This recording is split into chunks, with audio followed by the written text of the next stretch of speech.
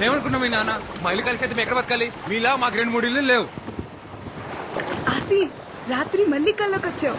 ఇప్పుడైనా మచ్చ పడిందేమోనని. నేనే మాట్లాడుతూ నువ్వే మాట్లాడుతున్నావు. ఇలా రా రా, నీకు జ్వరం రప్పించేస్తాను.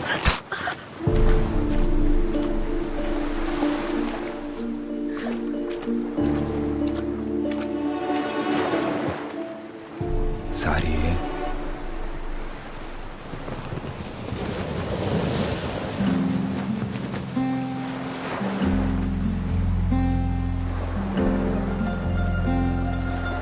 ఇప్పుడు నాకెంత కోపం వచ్చేస్తుందో తెలుసా? కానీ నేను ముసల్దాన్ని అయిపోతే నువ్వేమైపోతావో అని నేను కోపట్లేదు. రా, ఇంకొంచెం దగ్గరికి రావచ్చు ఆసి గారు. నీకెళ్ళు లేకపోతే వెళ్ళి సముద్రంలో బతుకు. నేనైతే నువ్వెక్కడున్నా నీతో బతకను.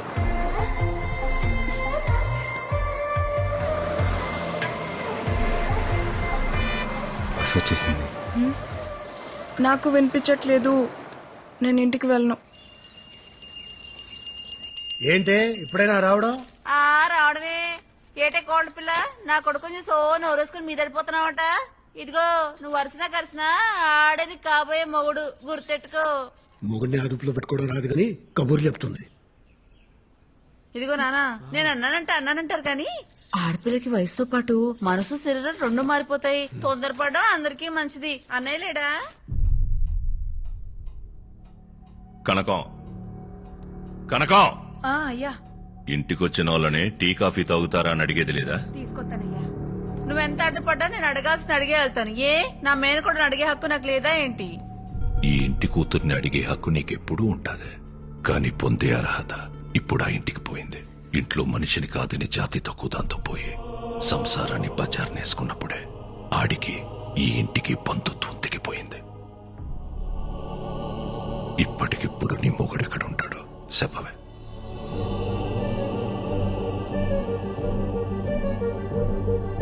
నీ ఎంత సౌకర్యంగా నీ తలదించుకోలేను. ఏటే పరువు తక్కువళ్లతో రాయన సంబంధం కలుపుకోడు. అది కాదన్నయ్యా. నీది బంధం కాదనిలేవు, అది బంధుత్వం. మళ్ళీ కలుపుకోలేవు. టీ తాగేళ్ళు.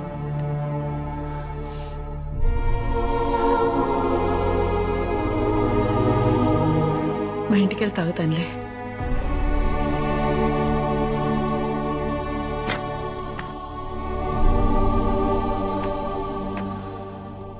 దామెర పనీంద్ర నీకు తెలుసు కదా, మన రూరల్ ఎమ్మెల్యే ఆడి కొడుకు.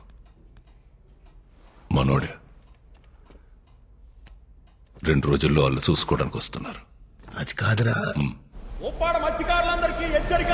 ప్రతి ఏటా మన కట్టుబాటు ప్రకారం ఏప్రిల్ 17వ తారీఖు నుండి జూన్ 3 వరకు 45 రోజులు ఎవరైనా సముద్రం మీదకి బోటేసినా వలేసినా జరిమానా విధించబడ్డహో. మనం పాటుపడగా సంపాదించుకున్న డబ్బుల్లో 10% ఈ ఉండిలో దాచుకున్నాం. ఇది చేపలు గుడ్డెట్లే సమయం కాబట్టి ఏటకెళ్ళని 45 రోజులు గంగాలమ్మ జాతర వరకు మన బతుకు తెరువు ఇదే. మన డబ్బే మన 150 కుటుంబాలకి సమానంగా పంచుతున్నాను. జాగ్రత్తగా కట్టెట్టుకోండి. తీసుకో దేవుడు. నా డబ్బులు కూడా తీసుకోపమ్మా.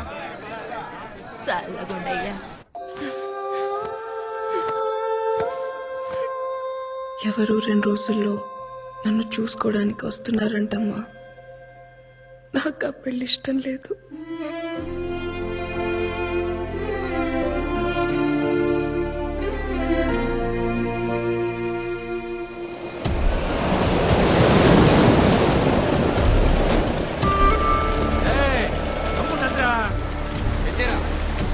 అందరూ వచ్చేసినట్టేగా. వచ్చేసాను నాన్న. పడవలన్నీ ఒడ్డెట్టయిందిరా. ఆయన గారికి లెక్క చెప్పాలిగా.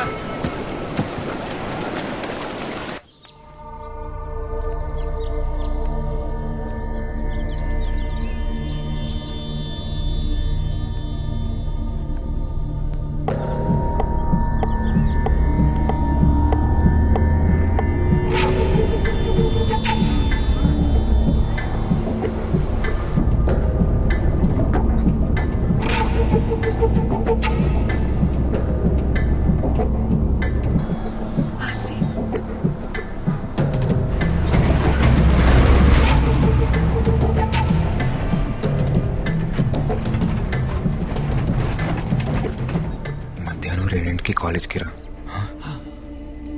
ఒళ్ళు చూడలే పదరా పోదాం దొరికేకు పోనీ. రే అందరూ బొట్టు ఒడ్డున పెట్టేశారు కదా, పిల్ల చెల్లాని కనికరించకండి. నోటి దగ్గర కూడుందని కూడా చూడకుండా రోడ్డు మీదకి లాగి పారేయండి. తెల్లారేసరికల్లా వాళ్ళ ఇల్లున్న చోట్లో రాయనం ఫిషింగ్ యార్డ్ అని బోర్డు కనపడాలి. అట్టగే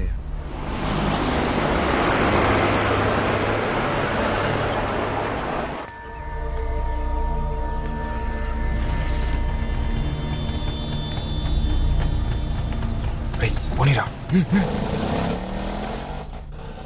ఏమైందేమమ్మా చెప్పు.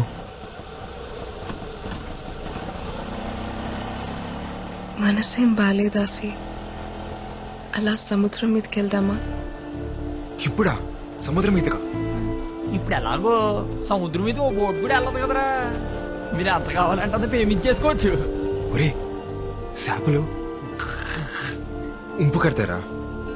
పాపం కదరా. గుంపు కట్టడం అంటే పేమెంట్ చేసుకోవడం కదరా. అయ్యి పేమెంట్ చేసుకుంటే మీరు పేమెంట్ చేసుకుంటున్నారు. మీరే మాటకి అడ్డుగా ఆడలేదు.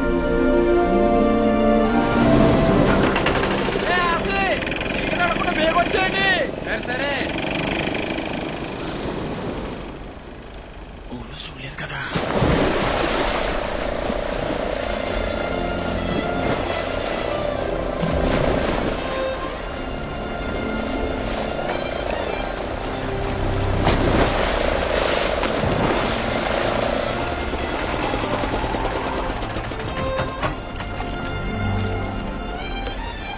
ఏమైంది?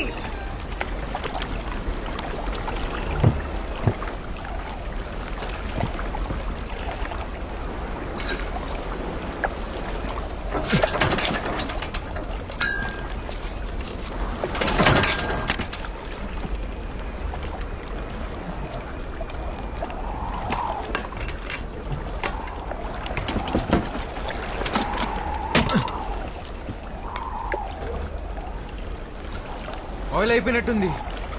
ఇప్పుడెలా? నేను పనిలో ఉన్నాను, తర్వాత మాట్లాడతాలే. అయ్యా ఆ కాలేజీ బస్సు వచ్చే ఏడైనా బేబమ్మ ఇంకా ఇంటికి రాలేదయ్యా. ఏంటి?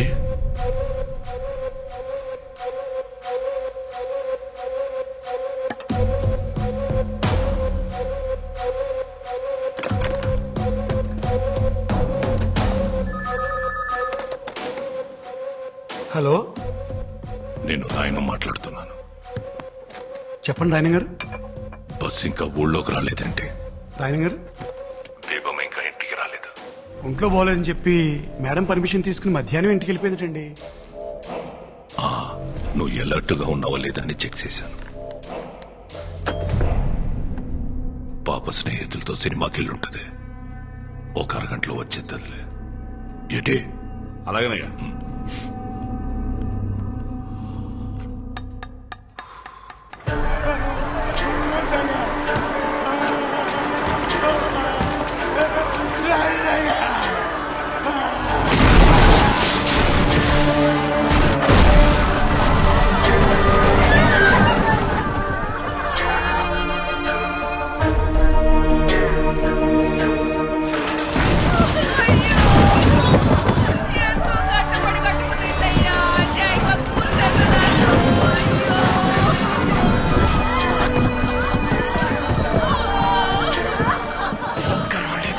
ఫిషింగ్ యార్డ్ కోసం కొమ్మలు లాగేసుకుంటారా? నాశనం అయిపోతుంది. మీటింగ్ కూడా పెట్టుకున్నాం కదా. చూడుతానయ్యా.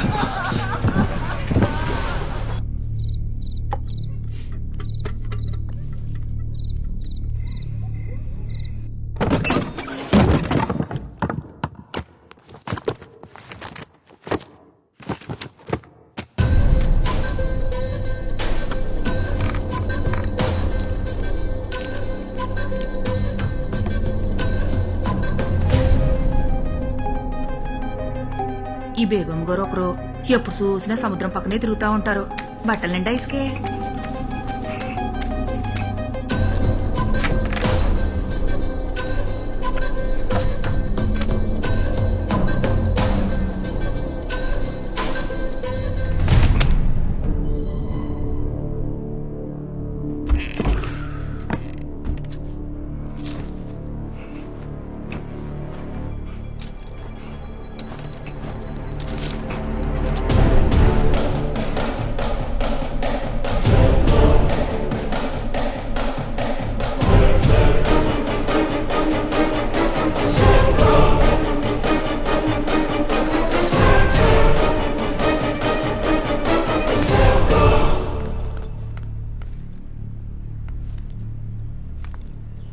బట్టలు తడిసినాయి. ఫ్రెండ్స్ తో బీచ్కి వెళ్ళాను నాన్న.